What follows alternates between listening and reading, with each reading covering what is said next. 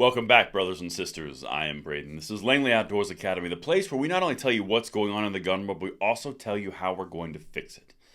On this episode of the Bullet Points this morning, we are going to dive into the top 3 gun control infringements that are in the Omnibus Bill. Now, special shout out to GOA. They spent countless hours, multiple staffers diving into this to find the worst parts, and everything is linked in the description box below if you'd like to see the complete list. Now, if you are new, we would love to have you like the video, subscribe to the channel. We need as many people as we possibly can to jump into the fold to help us be counted among friends and family so we can pass the blessing of the Second Amendment along to the next generation. Thank you so much in advance for your consideration. I'm going to say a quick word from our sponsor, Core Essentials, and then I'm going to walk you through this list, and it's not too pretty. Now, Core Essentials makes some belts that I think you guys need to know about. I've actually worn them for about 6 to 8 months, and I have no complaints. They're actually very high quality, but there's a few things they want you to know about them. So Core makes the best fitting, most comfortable, secure gun belt that you're ever going to wear.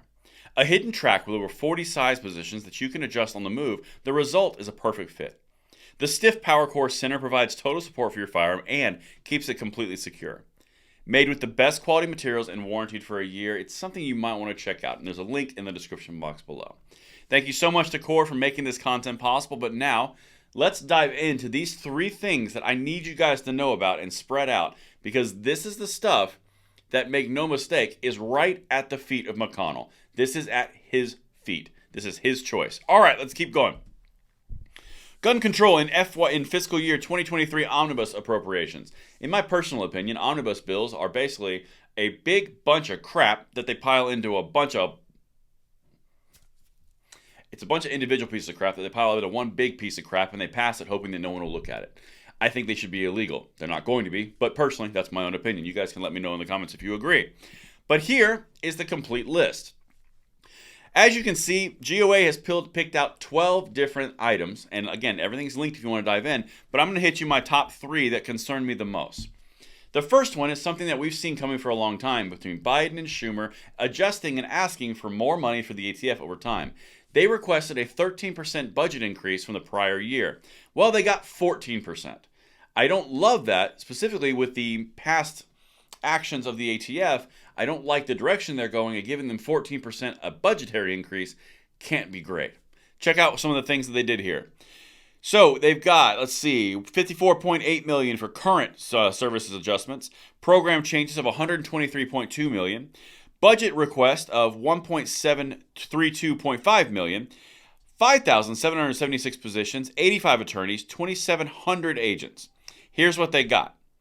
It's $178.1 million plus 11.5%. They got 366 positions, 4 attorneys, and 128 agents. So they got a lot less headcount, but they got more money. Concerning, including around $75 million for more construction. Not concerned at all. Anyway, check this out. In order to facilitate its gun registration schemes, the Biden administration's ATF requested a 13% budgetary increase. Instead, the omnibus proposes an even larger 14% budgetary increase for ATF to facilitate all of President Biden's Second Amendment infringements and then some. Should the omnibus be enacted, Congress will have allowed the ATF's budget to increase by nearly 25% since the Trump administration. This is the part that's so crucial. Keep in mind, Republicans have the House next year in about a week and a half. So you have to wait out for 2 more days till the end of business Friday, and McConnell decides, you know what, I'm going to negotiate with the Democrats, give them everything that they want, because a position of power next year seems a little too convenient. McConnell could hold this up in the Senate, but he's not. He has all the leverage and power to stop all the infringements. He has all the leverage and power to stop all the gun control bills and funding and negotiate from a position of power in about a week and a half. No, let's do it now. Excuse me? This isn't Schumer's fault. This is McConnell's fault. This is a Republican leader fault. Let's keep going. 2 more things. $700 million in funding available to bribe states to pass red flag gun confiscation laws. Now, this is, of course, in tie-in to the Bipartisan Safer Communities Act, the red flag legislation.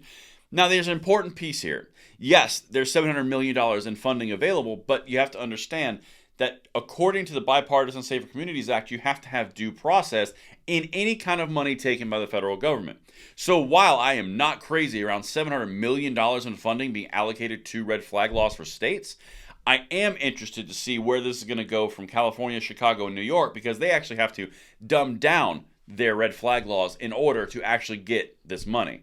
Meanwhile, other states that don't have them have to increase. So while I don't like the $700 million for it, it's not a surprise because that was in the Bipartisan Safer Communities Act tied with due process stuff. I'm very interested to see where that goes. I don't like it at all, but there are a lot of caveats to that one. But now let's get to number 3, my personal number 3. Funding for the VA, the Veterans Affairs, to maintain gun storage maps to keep tabs on where veterans keep guns. Now, the thing that I don't like about this is because they're couching it from a standpoint of to prevent suicide, we need to know where all your guns are. So you want a physical map of where everyone's guns are. That can't be used for nefarious means, especially if you look at it from a pilot program perspective. If it works for Veteran Affairs, where's it going to work next?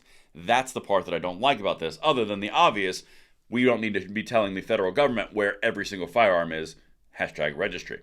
And that's what I've got for you guys. Let me know what you think in the comments field below. Did I land the plane? Did I nail it? Do you hate it as much as I do? And I will see you on the next one. I'm Braden. See you later.